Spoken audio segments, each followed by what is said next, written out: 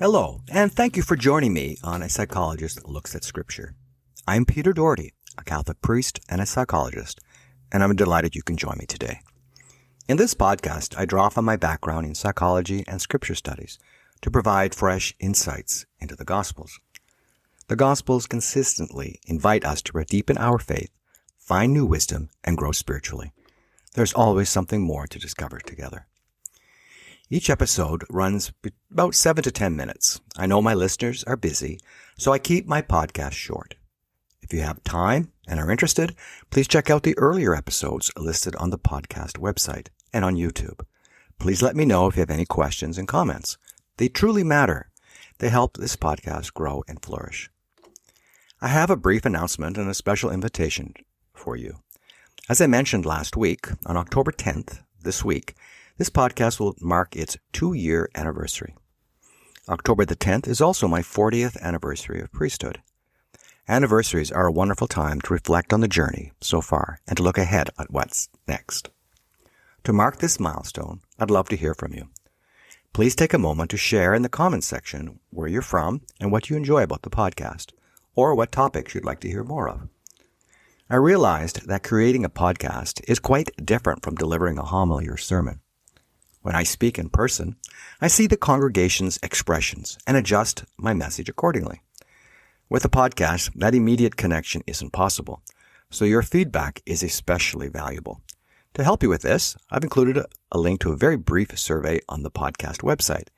And if you're watching on YouTube, you'll find the link in the comments section there as well.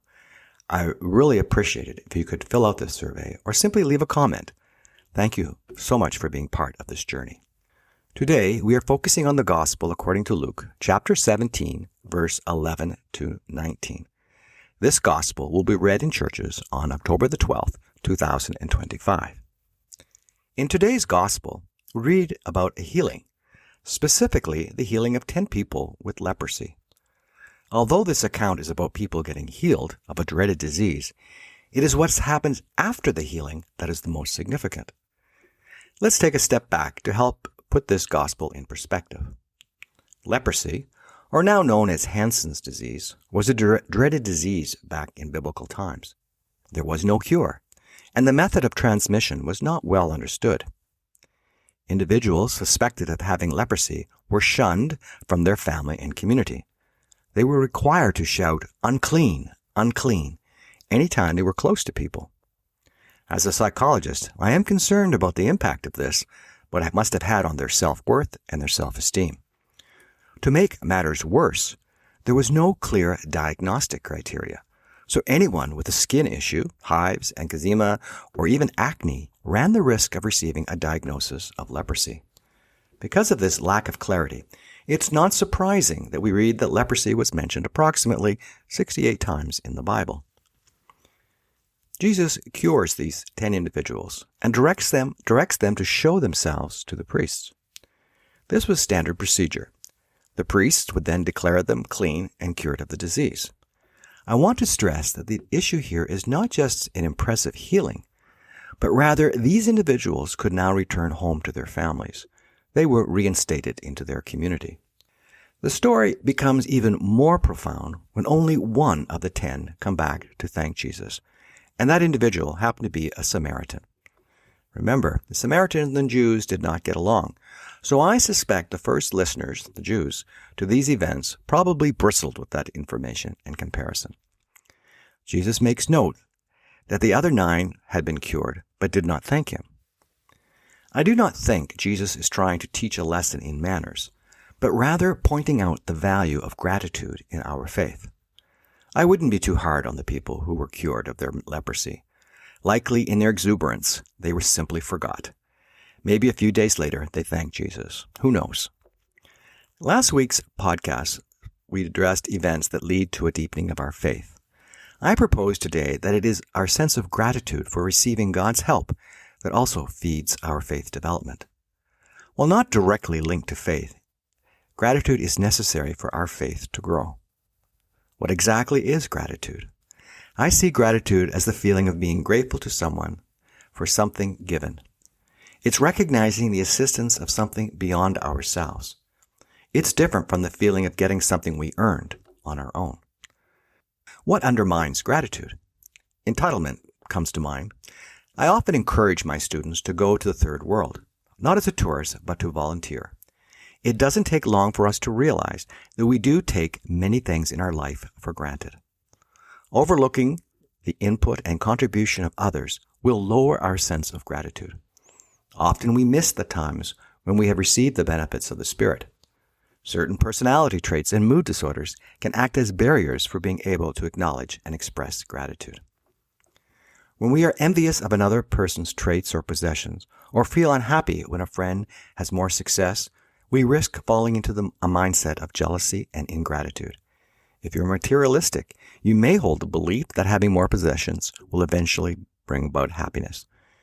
Maybe one might believe that they need the latest gadgets to impress their friends or to maintain a certain social status.